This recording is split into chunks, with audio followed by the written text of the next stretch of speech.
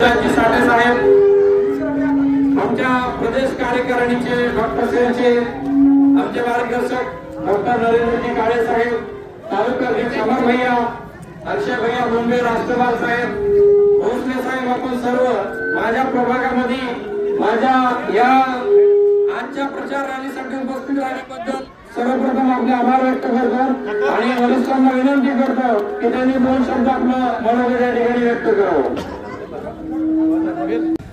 राष्ट्रवादी काँग्रेस शरदचंद्रजी पवार साहेब या पक्षाचे अधिकृत उमेदवार ॲडव्होकेट इस्माईल चौधरी साहेब यांच्या प्रचारार्थ प्रभाग क्रमांक 11 मध्ये जे भव्य रॅली या ठिकाणी काढण्यात आली त्या प्रसंगी या ठिकाणी उपस्थित असलेले डॉक्टर सेलचे प्रदेश अध्यक्ष आदरणीय डॉक्टर नरेंद्रजी काळे साहेब, राष्ट्रवादी काँग्रेस शरदचंद्रजी पवार साहेब या पक्षाचे तालुक्याचे अध्यक्ष आदरणीय अमर भैया देशमुख, अक्षयजी पुंडे साहेब, संजयजी भोसले साहेब, हमीदाबाद चौधरी आणि ज्यांचा आशीर्वाद ॲडव्होकेट इस्माईल चौधरी यांच्या पाठीमागे अशा आमच्या मार्गदर्शिका आदरणीय सुरया भाभी, श्रीमंतजी राष्ट्रपाल, या ठिकाणी उपस्थित असलेले सर्व मान्यवर, या भागातील सर्व 72 मतदार बंधू भगिनी आणि माझ्या तरुण भावांनो, आज या ठिकाणी राष्ट्रवादी काँग्रेस शरदचंद्रजी पवार साहेब या पक्षाच्या वतीनं अतिशय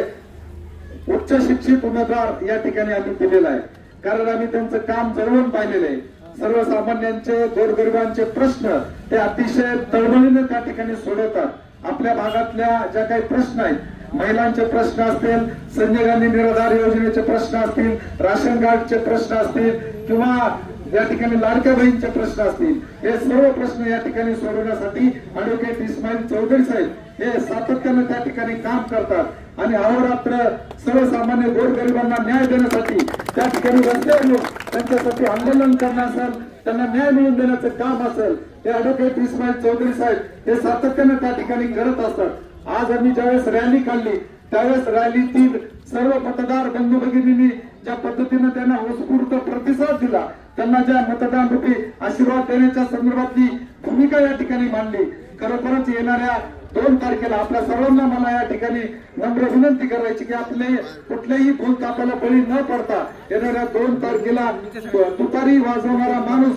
याच्या समोरचे बटन दाबून आपण त्यांना प्रचंड मताने या ठिकाणी निवडून द्या। नक्कीच आपल्या प्रभागाचे जे काही प्रश्न असतील, ज्या काही अडीअडचणी असतील ते सोडवण्यासाठी ते सदैव या ठिकाणी तत्पर राहतील। आम्ही सर्वजण या देशाचे नेते शरदचंद्रजी पवार साहेब, आपल्या बीड जिल्ह्याचे खासदार बजरंग बाप्पा सोनवणे हे त्यांच्या विकास कामाला सदैव त्यांच्या सोबत आहे, हा विश्वास या कार्यक्रमाच्या निमित्ताने, या बैठकीच्या या सभेच्या निमित्ताने आपल्या सर्वांना देतो आणि आपल्या सर्वांना परत एकदा नम्र विनंती करतो की येणाऱ्या 2 तारखेला तुतारी वाजवणारा माणूस याच्या समोरचं बटन दाबून आपण त्यांना प्रचंड मताने विजय करा। त्यांना आपल्या आपल्या या प्रभागाची सेवा करण्याची संधी द्या। आम्ही सर्वजण त्यांच्या सोबत आहेत। आपले जे काही काम असतील ते सोडवायला आम्ही सदैव आपल्या सोबत आहेत हा शब्द या ठिकाणी देतो।